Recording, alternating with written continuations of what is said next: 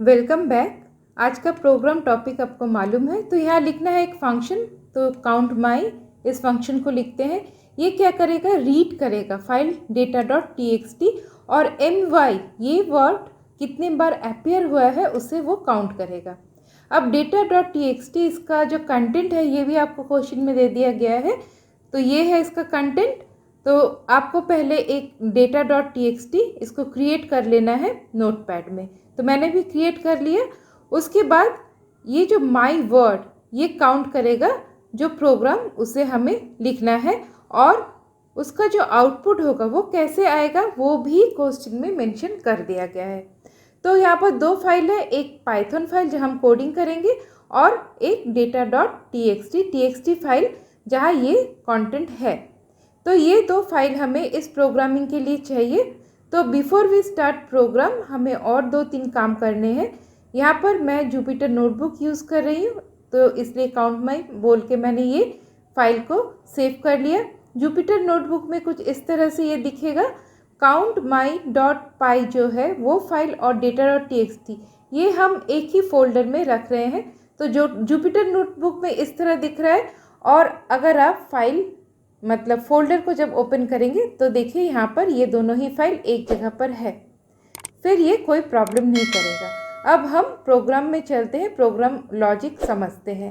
यहाँ पर हमें यूज़र डिफाइंड फंक्शन लिखना है, इसीलिए डेफ काउंट माई। यहाँ पे कोई आर्ग्यूमेंट पास नहीं हो रहा है, इसको आप थोड़ा सा चेंजेस करके भी लिख सकते हैं।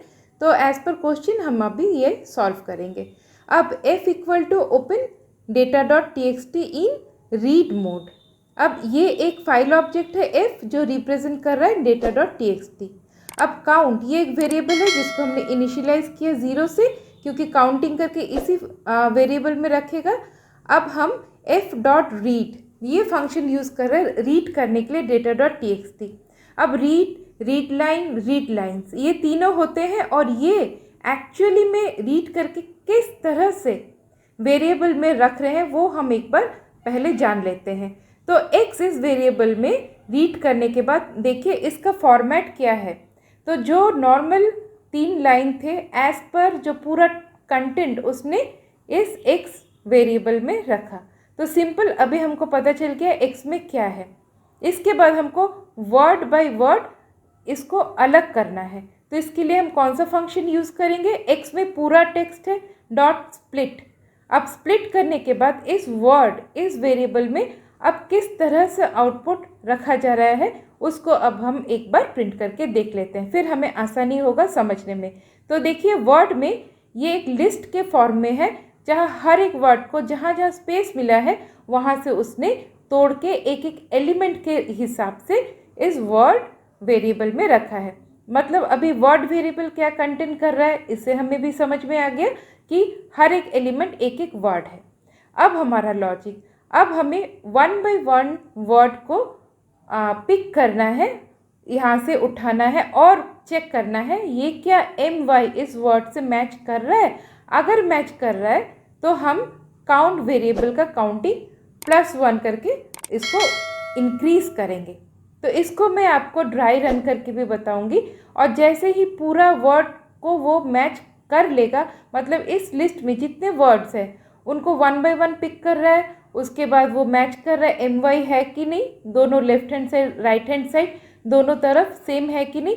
उसके बाद वो काउंट को 1 बाय 1 इंक्रीज कर रहा है, और फाइनली जब फॉर लूप से बाहर आ रहा है तो काउंट का वैल्यू अलग हो जा रहा है।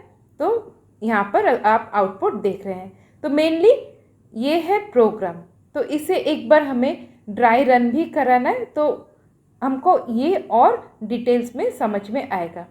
तो यहाँ पर क्या था, हमने देखा वर्ड इस वेरिएबल में क्या था, दिस इज, इस तरह से अलग अलग करके वर्ड थे। तो फर्स्ट आई में कौन आया, ये दिस ये वर्ड आया। उसने इक्वालिटी के लिए देखा कि left hand side right hand side का इक्वल है, तो नहीं है तो फॉल्स आ गया उसको, इसलिए इफ वाले ब्लॉक में वो नहीं आया। फिर लूप घूमा, इज ये वाले वर्ड को उसने उठाया, फिर सेम है फॉल्स उसे मिला।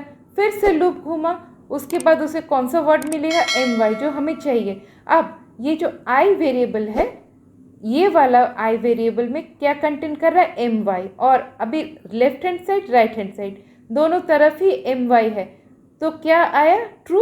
अब काउंट में पहले क्या था? 0, 0 + 1, मतलब बता रहा है कि हमें एक my, ये वर्ड एक हमें मिला है, इसलिए काउंट वेरिएबल में हमने 1 रखा है।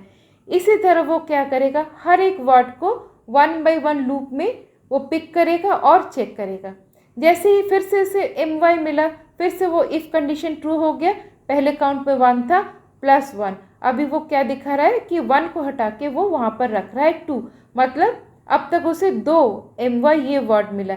इसी तरह से वो हर एक वर्ड को कंपेयर करेगा और फाइनली उसे और my वर्ड नहीं मिला, तो उसने 2 को, काउंट में जो 0 था अब काउंट में क्या हो गया? 2। तो आई होप ये फॉर लूप सिंपल है।